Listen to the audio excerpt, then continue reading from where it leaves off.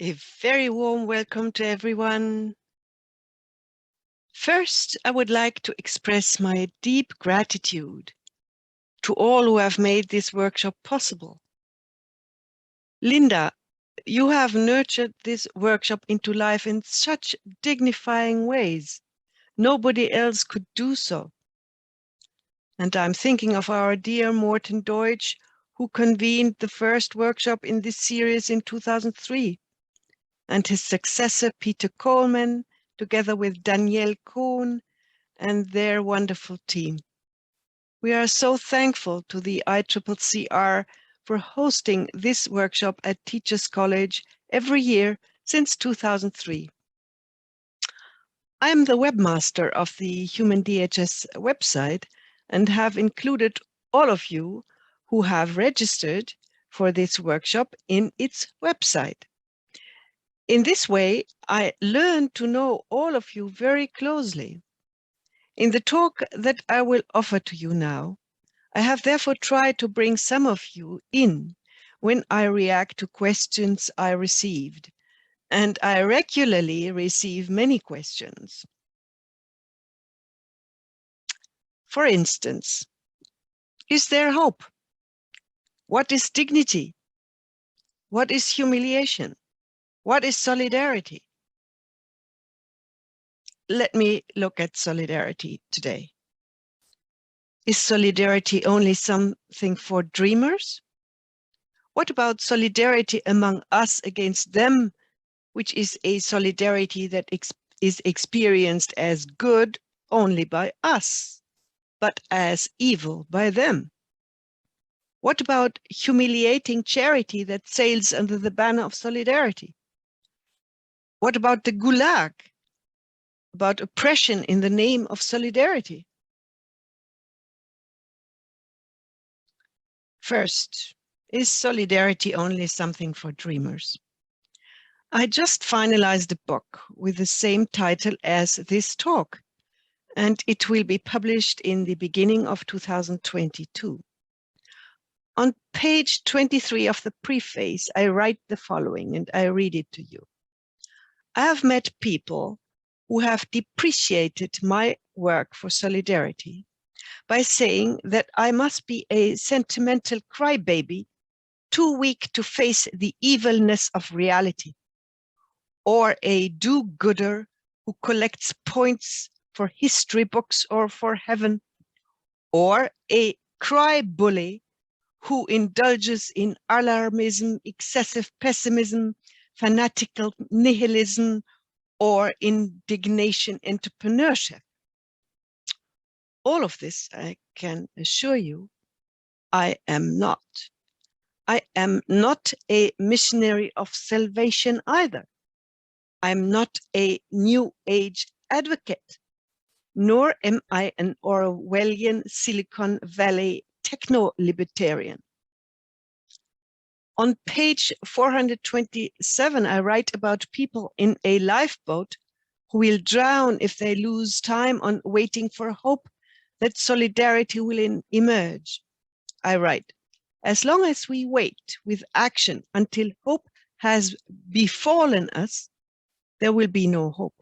Likewise, as long as we hope for miracles to happen so we can stay lazy, there will be no hope. Hope depends on our action, on us creating hope against hope, on the optimistic fatalism of determination in the face of uncertainty. We are the authors of hope, not its recipients. Hope is the outcome of our action, not its precondition. Only if we give it our all, without hesitation, will there be hope. And it will be slow hope, rather than fast hope. Wringing our hands just slows us down from pushing up our sleeves is a well-known proverb, or this rhyme in German, es gibt nichts Gutes, außer man tut es, meaning nothing good happens unless we do it. Next question. What about solidarity among us against them, a solidarity that is experienced as good only by us, but as evil by them. And here I want to share a story of Afghanistan veteran Drew Pham, not least because I met him when he worked at the Morton Deutsch International Center for Cooperation and Conflict Resolution at Teachers College, which is the host of this workshop. In the fall of 2016, we sat together and he explained to me in the most touching details how his solidarity widened and eventually included even his enemy. He wrote the most touching piece titled After Action in 2016. In this article, Drew first explains how killing the enemy was a path for him to gain respect among his peers. Drew writes, "Who is this body in front of me?" He sits in front of this dead body. "A Haji is dead, and that is enough. The books say I am supposed to feel sick to my stomach. Our glands are programmed against homicide. But that isn't me. No one ever told me how good this would feel, firing on all cylinders, nicotine after sex. Did I shoot this man? No holes in him but mine." Drew receives great praise after this killing from his superiors. He writes, "The colonel enters and claps me on the back. Couldn't be prouder," says the commander. "My boys are killers." Then Drew describes how he kneels over his dead enemy's body and the mobile phone rings in his enemy's bag. He does not answer it. Later, the intelligence officer stops me in the hallway, he writes. "Hey man, I heard you're doing okay." "I'm fine," Drew answers. "Come here," says the officer. "I want to show you something. We started exploiting the phone. You know, he was a cell leader." When I sat with Drew in 2016, he explained to me in details that brought tears to my eyes the harrowing inner journey that followed for him.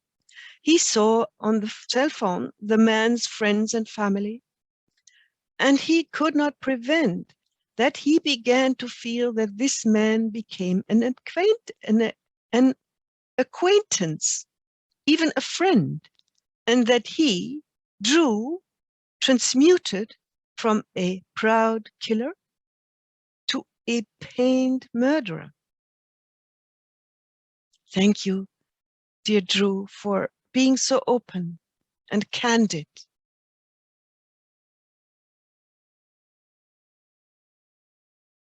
I wrote a book in 2009, Emotion and Conflict,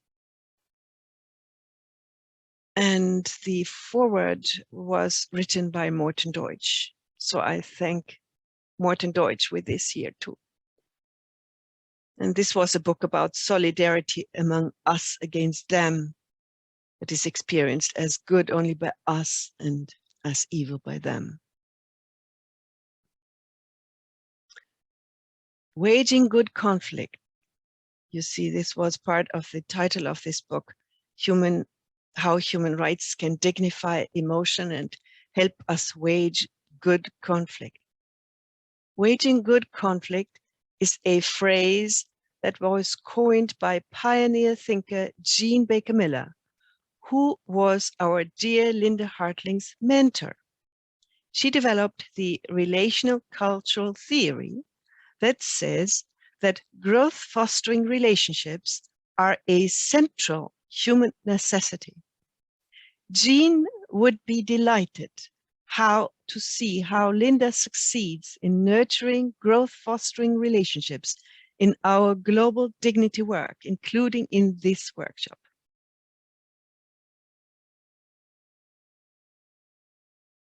In my 2017 book on terror, I pointed out how violence hatred, and terror are deeply intertwined with honor, heroism, glory, and love. And this foreword was written by Linda Hartling. Now to the next question. What about humiliating charity that sails under the banner of solidarity?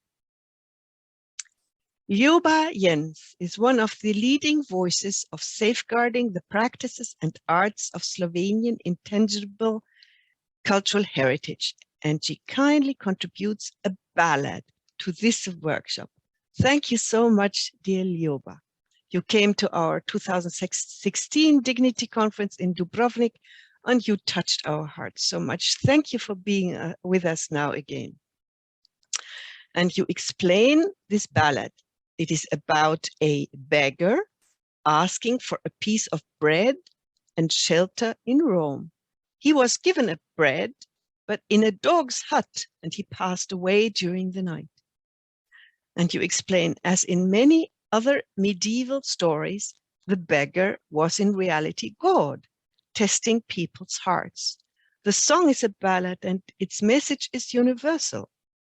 In other words, it is a sad story about the kind of solidarity that is basically humiliating.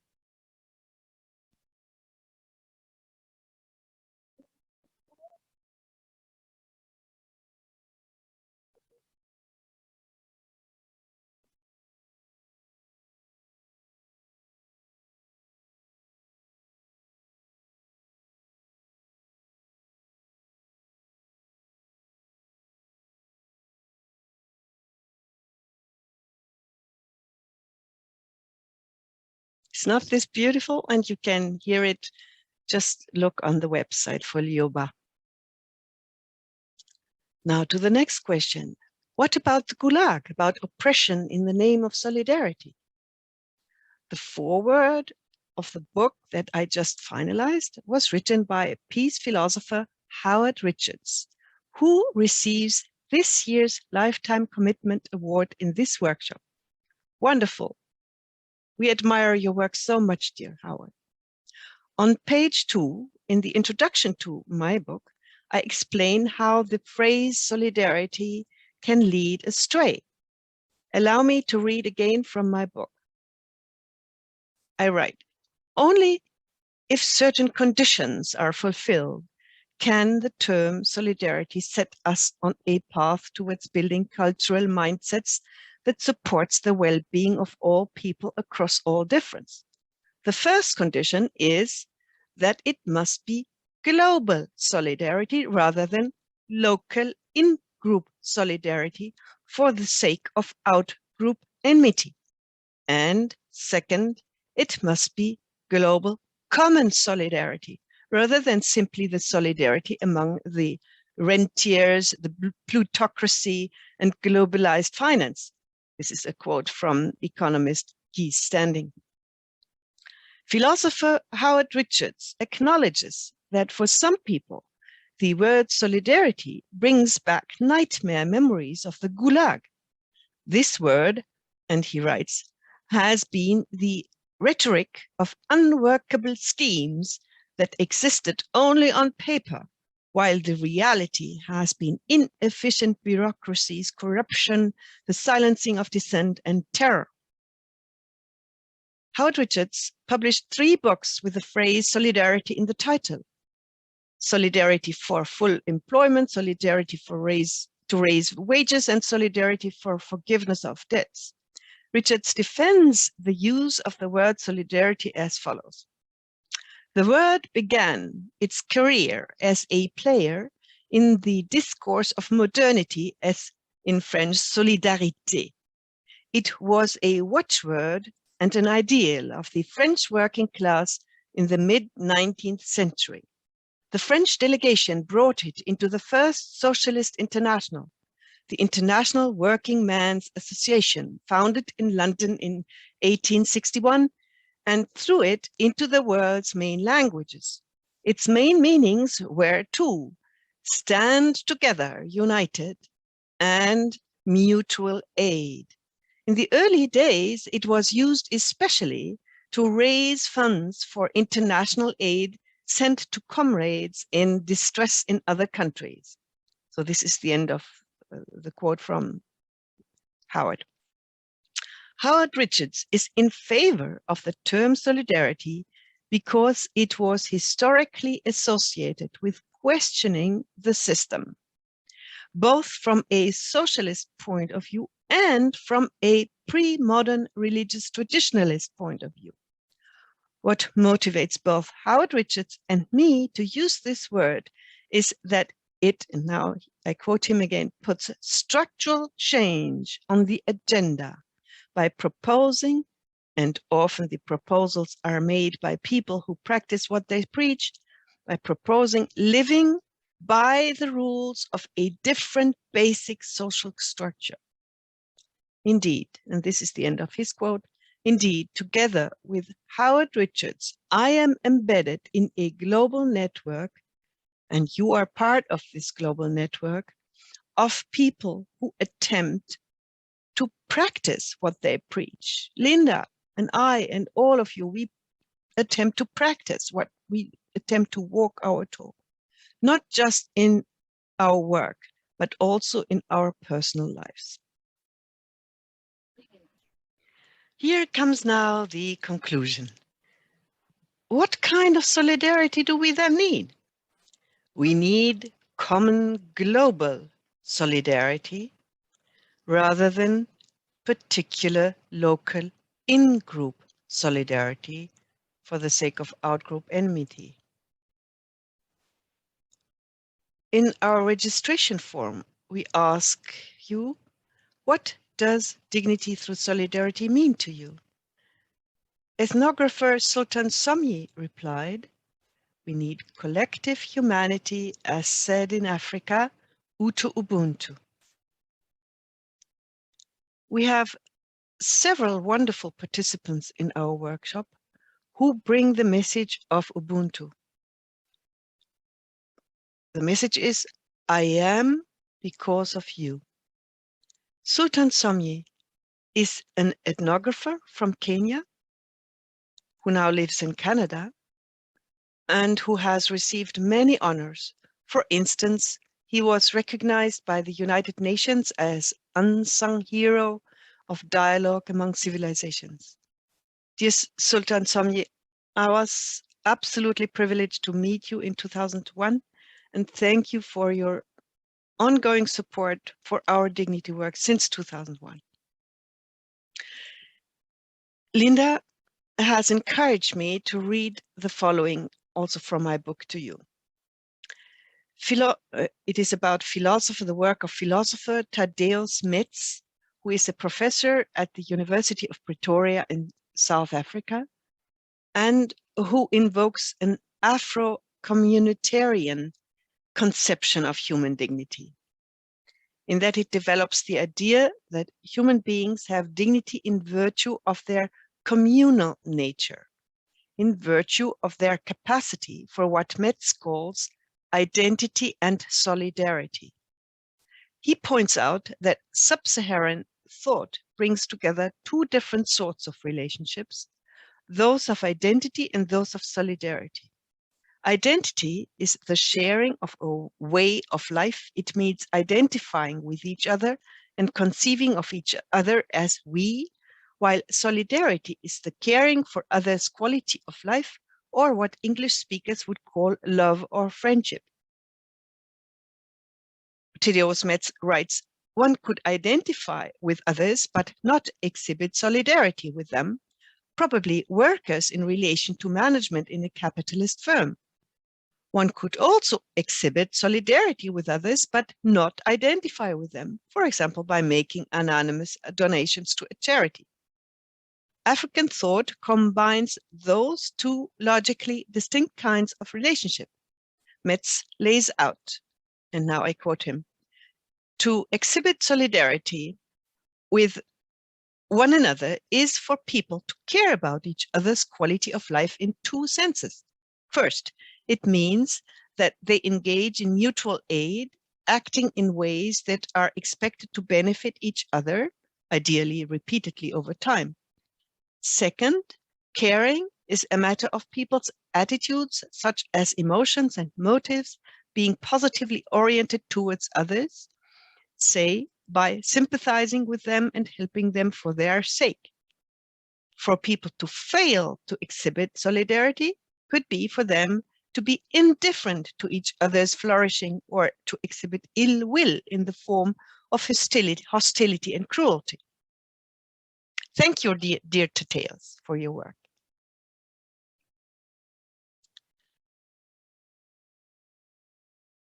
Our Human Dignity and Humiliation Studies network came into being as an idea in 2001. It is a global fellowship of like-minded academics and practitioners, a not-for-profit labor of love for a new future for humankind, rather than working against old structures. It has 3 branches: research, education, and ideas for action. And in 2011, we launched part of, which is part of the education branch, we launched the World Dignity University Initiative in Oslo, at the University of Oslo in Norway.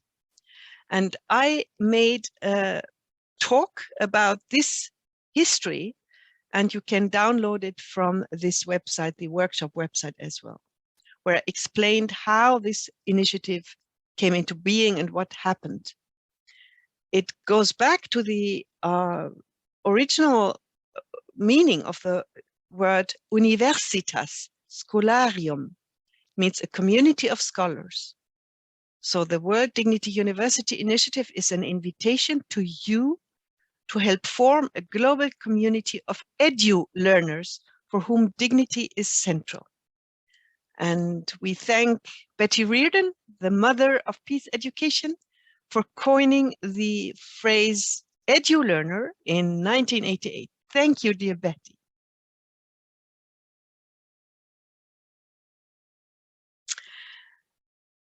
The World Dignity University Initiative seeks to open space for all knowledge systems of this world for which dignity is central. And at this place, I would like to express my particular gratitude to David Yamada for his dignifying leadership. He hosted the Dialogue 4 in this workshop on the World Dignity University Initiative. Thank you so much, dear David, for your dignifying leadership. Now I would like to go back to my book and to invite you to perhaps look into it, read it. It has 3 parts. Part 1 is Humiliation and Humility, a timeline from 1315 to 1948. The second part is 1948 and beyond, equal dignity for all. The third part, where do we go from here? A future of solidarity. The book will come out in early 2022.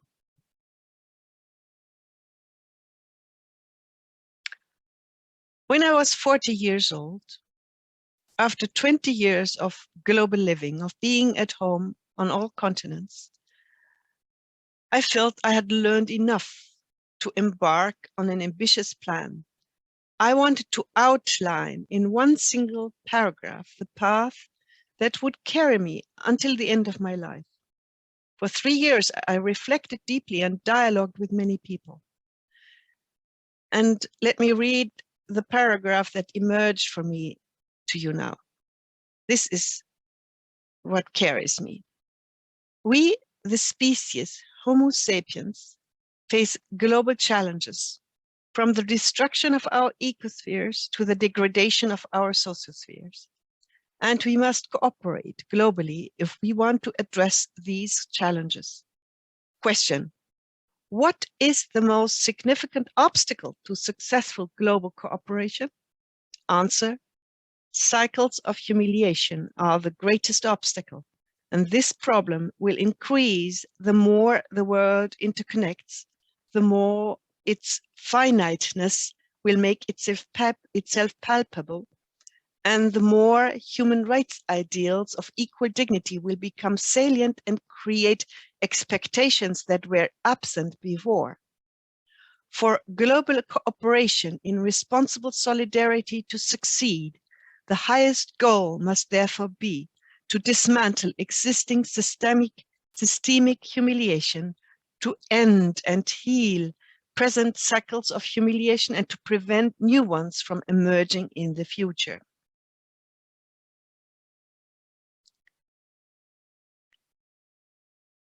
I would like to now read to you a summary that I made. But before that, I invite you to really join me in thanking Linda Hartling, because without her, I would not do a single step in our work.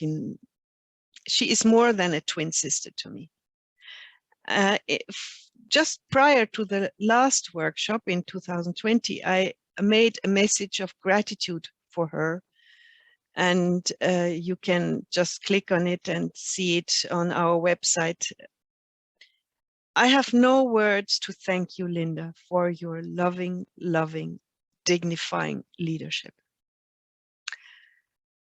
So now I would like to give you a summary of my line of argument that I lay out in the book. The book is very long, I'm afraid, it's more than 400 pages long.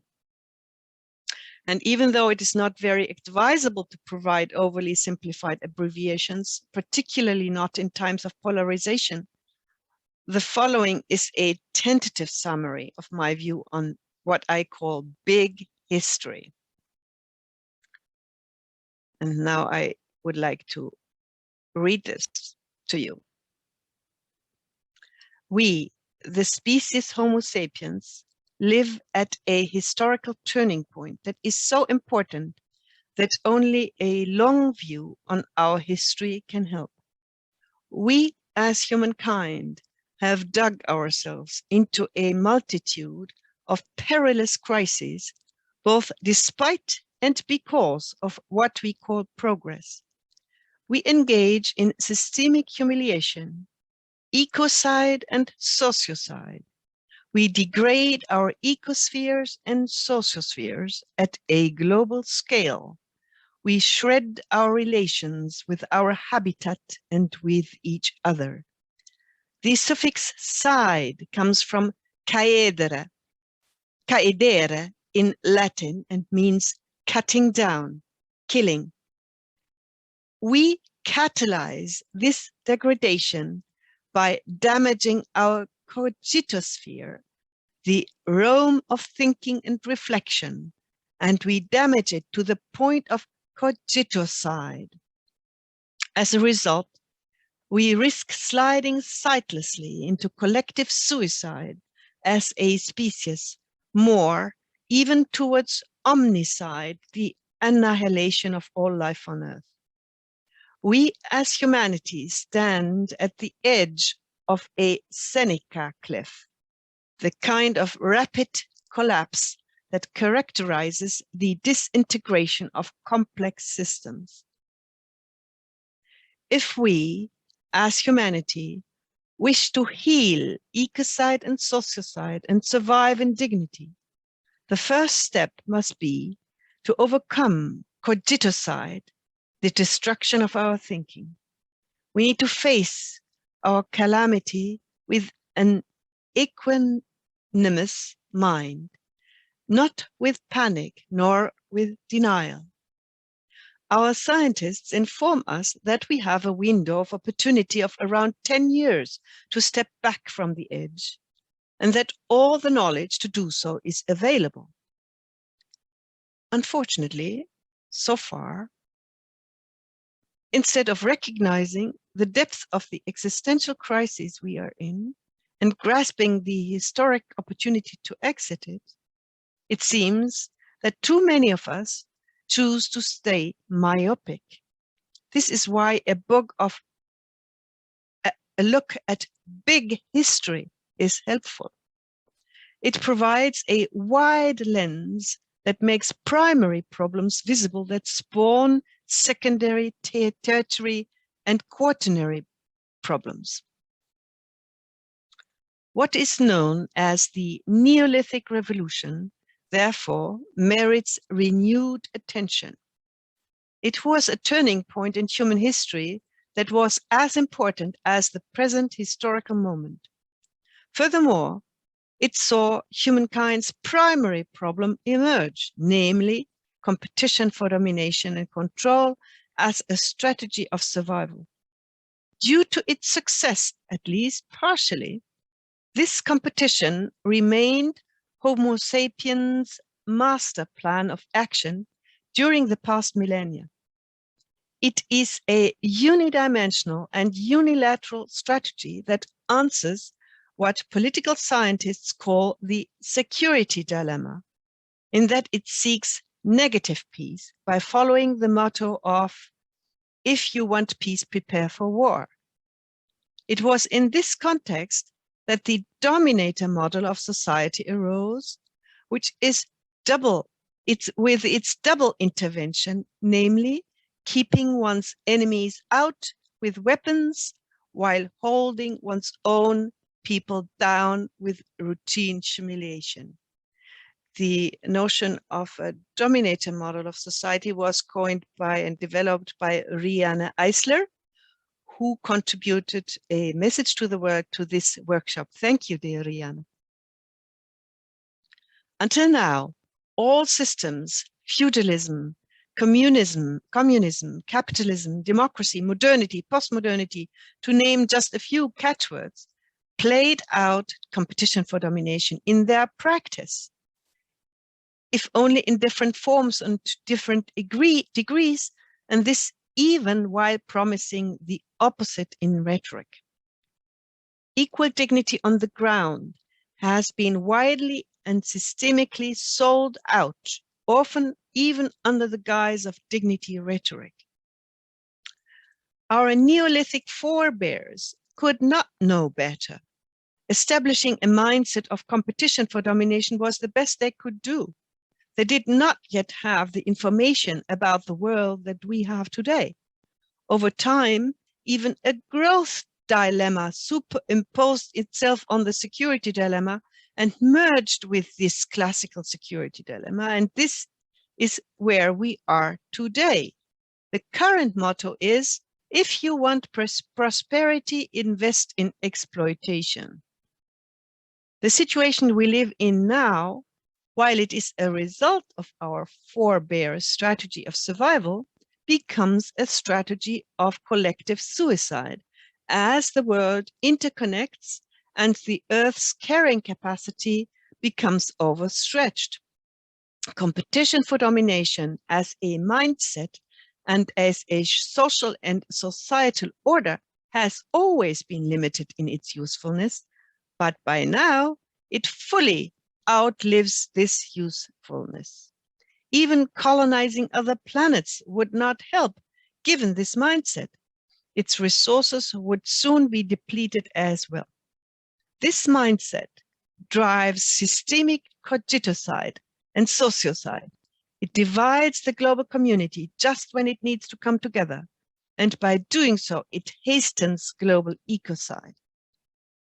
As it stands now, the dominator mindset drives cycles of humiliation and systemic humiliation to hitherto unseen levels.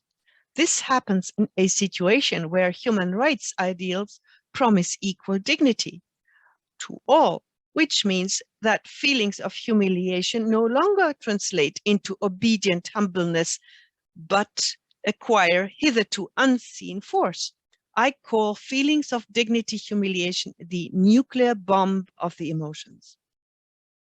Clashes of civilizations are harmless compared with clashes of humiliation, because humiliation closes doors for cooperation that otherwise would stand open. In the absence of leaders of the caliber of Nelson Mandela or Mahatma Gandhi, cycles of dignity humiliation have the potency to turn the global village into a global war zone. Nothing is therefore more important than halting and preventing these cycles of humiliation. In this situation, ideas are realistic that hitherto were deemed unrealistic. Citizen to citizen trust building at a global scale is the only life-saving strategy. Human rights ideals of global partnership and mutual solidarity offer the path to achieving lasting global dignity.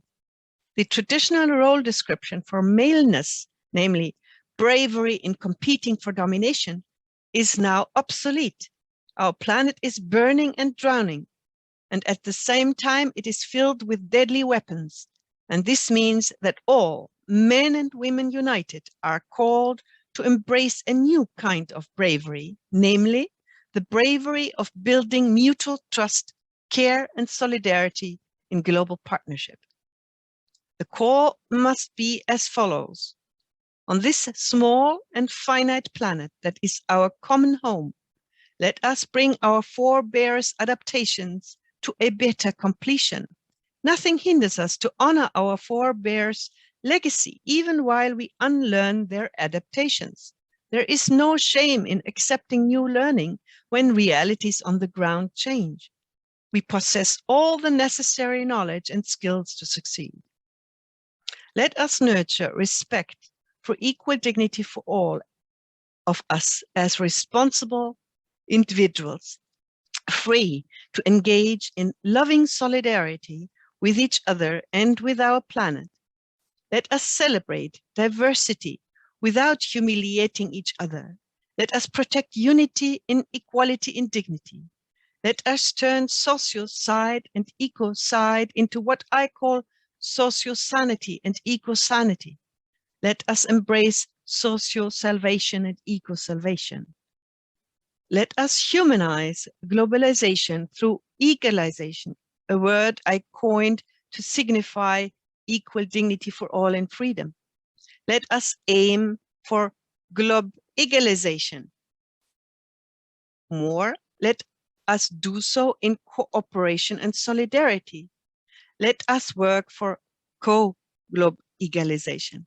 This way we can co-create a decent global village. We need the heroism of care, the heroism of dignity. We need what I call dignism as a vision for the future. Dignism is a term formed from dignity and ism.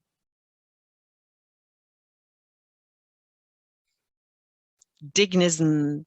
Perhaps we don't need another ism. Perhaps it would be better to live without isms, but if we need another ism, why not dignism?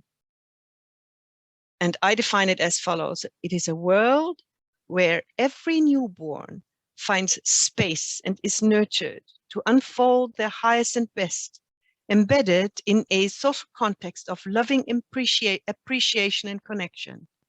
A world where the carrying capacity of the planet guides the ways in which everybody's basic needs are met.